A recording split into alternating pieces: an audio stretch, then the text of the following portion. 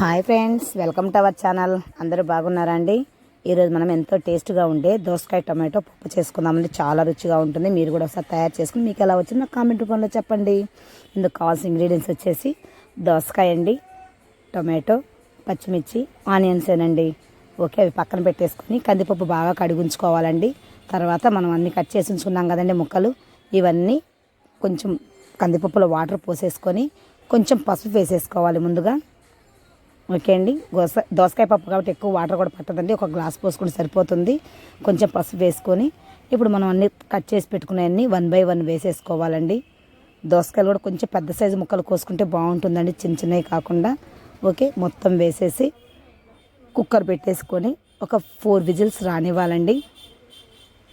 Okay, 4 whistles రానివ్వాలి. ఈలోపు మనం కొంచెం చింతపండు కడిగి నానబెట్టి ఉంచుకుందామండి. అందులో చింతపండు వేసేసి ఒక పావు స్పూన్ వచ్చేసి కారం వేసుకుందాము. కొంచెం ఉప్పు వేసుకొని మెదుపుకోవాలండి.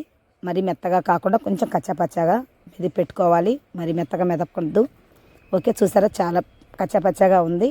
ఓకే, ఇప్పుడు స్టవ్ మీద గిన్నె పెట్టేసుకొని అందులో ఆయిల్ వేసి ఆయిల్ వేడయ్యాక పోపు దినుసులు వేసుకోవాలి. ఒక 4 వెల్లుల్లి రెబ్బలు కచ్చాపచ్చాగా అలా కొట్టేసి వేయాలి. తర్వాత ఎండుమిర్చి, కొంచెం కరివేపాకు వేసి వేగనివ్వాలి. తర్వాత వచ్చేసి ఆనియన్స్ వేసేసుకుందాము. ఓకే, అవి కూడా బాగా వేయించుకోవాలండి. మీడియం ఫ్లేమ్లో వేయించుకోండి, మాడకుండా. ఓకే, అది వేగుతున్నప్పుడు ఒక 2 స్పూన్స్ వచ్చేసి నెయ్యి వేసుకుందామండి. నెయ్యి వేసుకోవడం వల్ల చాలా బాగుంటుంది పప్పు. ఓకే అండి, అది కూడా వేసేసుకొని బాగా కలిపేసుకోండి. పోపు బాగా వేగింది అనుకున్న తర్వాత మనం ముందుగా పప్పు పక్కన పెట్టేసుకున్నాం కదండి, అది తీసుకొచ్చి ఇందులో పోసేసుకోవాలి. అంతేనండి, దోసకాయ టొమాటో పప్పు చాలా రుచిగా వచ్చేసింది. కొంచెం కొత్తిమీర చల్లేసి స్టవ్ ఆపేసుకోండి.